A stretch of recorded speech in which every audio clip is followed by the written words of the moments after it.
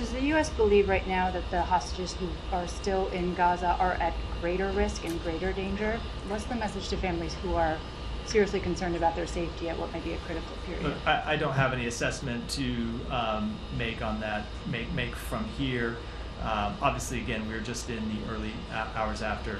I would make clear to anyone who is considering harming any hostage, American or otherwise, that they will be held accountable.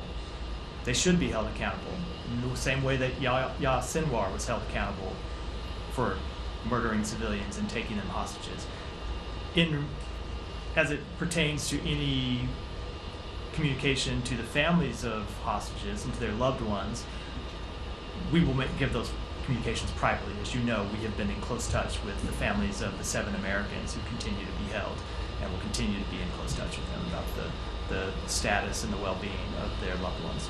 Okay, and so apart from reinvigorating ceasefire and hostage talks, there are no specific steps being taken right now vis-a-vis American or other hostages? The specific step that is being undertaken, which I don't mean to sound like you're downplaying in the premise of the question, that's the step that we need to take to try and get them home. It's, in our judgment, the most fruitful path to bringing them home is to get an agreement that gets them out. As I said, it's long been our position that just the way the situation on the ground, works is you are not going to return all those hostages home through military action. You may see operations here and there that can return some hostages, but ultimately to bring all of them home safely, you need to reach an agreement that helps bring about an end to the war. Obviously, today's development comes against the backdrop of what had been heightened tensions and expected Israeli retaliatory strike on Iran for its earlier ballistic missile attack on October 1st.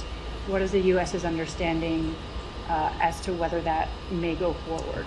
I'm not going to read those conversations out publicly, as I have, I think, scrupulously declined to do over the past few weeks. Okay. Iranian media is referring to Sinwar's death as a martyrdom, saying he was killed while battling Israeli forces on the battlefield.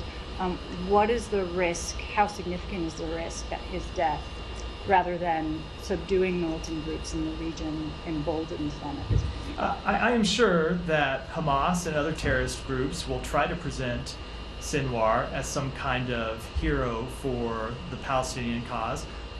But I think it's important that everyone remember the actual facts, which is that Sinwar was a brutal terrorist that didn't just terrorize the Israeli people, but that ruled Gaza with an iron fist before October 7th, that brutalized Palestinians in Gaza, that tortured Palestinians in Gaza, and then unleashed a conflict that has been responsible for the death of more than 40,000 Palestinians. So I would hope that anyone that's considering thinking of him in any favorable light at all will look on the actual consequences of his life and the decisions that he made that wreaked such havoc for the Palestinian people.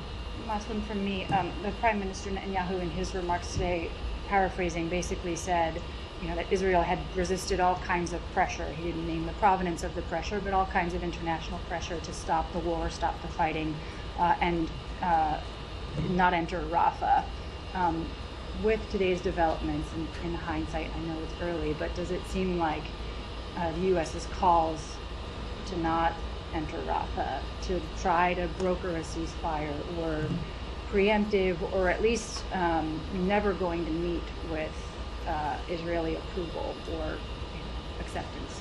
No, I will say that we always made clear that we supported Israel conducting counterterrorism operations to target the leaders of Hamas and to target Hamas militants. And not only did we make clear we supported it, but we provided active intelligence support for those operations. And I think I'll leave it at that.